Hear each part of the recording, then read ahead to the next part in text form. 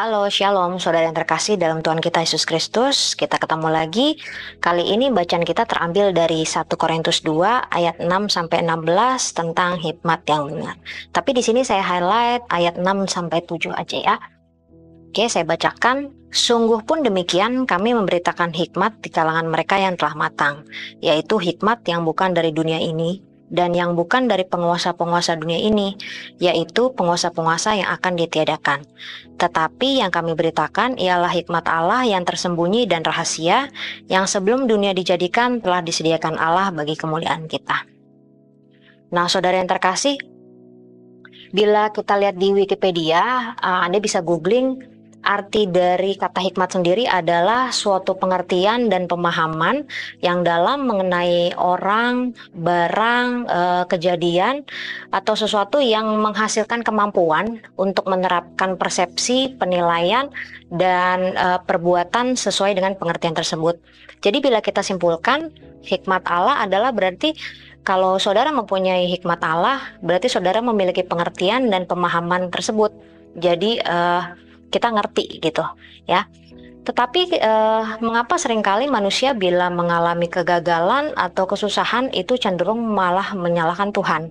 Padahal kalau kita pikir-pikir sebetulnya itu karena kita tidak memiliki hikmat Allah, saudara.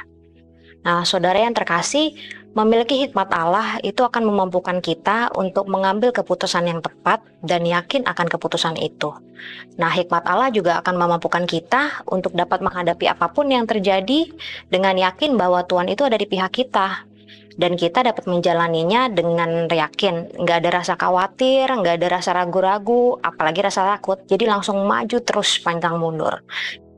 Baca tadi di ayat 6, sungguh pun demikian kami memberitakan hikmat di kalangan mereka yang telah matang. Nah, orang yang matang itu adalah orang yang dewasa dalam iman. Dia nggak ragu, dia nggak takut bilang menghadapi sesuatu. Dan dia juga memiliki hikmat untuk lebih peka merasakan sesuatu, sehingga dia itu juga mengetahui apa yang harus dia lakukan gitu. Yakin gitu, nggak ragu-ragu.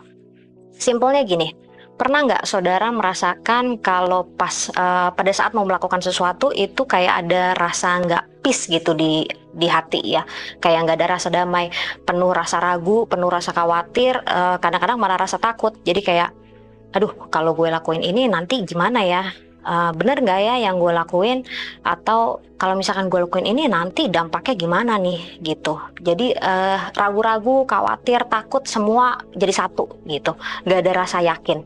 Nah, memiliki hikmat Allah itu dapat membuat kita merasakan rasa sensitif itu, yang akhirnya kita dapat mengambil keputusan yang tepat gitu. Jadi kalau saudara merasakan rasa tidak peace tadi itu sebenarnya tuh suatu tanda dari Tuhan bahwa sebetulnya saat itu belum waktu yang tepat untuk saudara melakukan hal yang tadi saudara mau lakukan itu ya. Nah, untuk menjadi matang, gimana caranya? Koneksi dengan Tuhan itu paling penting. Connection with God is a must. Jadi we have to renew our mind. Jadi kita juga harus membaharui pikiran kita, seperti yang tertulis dalam Roma 12 ayat 2. Saudara nanti bisa baca. Kenapa? Supaya apa? Supaya Spirit of God, supaya roh Allah itu menguasai kehidupan kita. Sehingga apa yang kita perkatakan, apa yang kita perbuat, itu berjalan dengan hikmat Allah dan tentunya dituntun oleh Roh Kudus. Oke, tapi kita juga harus ingat nih, ourselves, knowing that He knows everything. Dia yang tahu segalanya dan kita juga harus berserah. Bukan pasrah ya saudara, tapi berserah. Jadi saudara, apa yang kita miliki hari ini, apa yang sudah kita bisa jalani sampai saat ini, bukan karena siapa kita, bukan karena apa yang sudah kita lakukan. Tapi itu karena semua karena siapa Tuhan dan apa yang sudah Dia lakukan untuk saudara dan saya.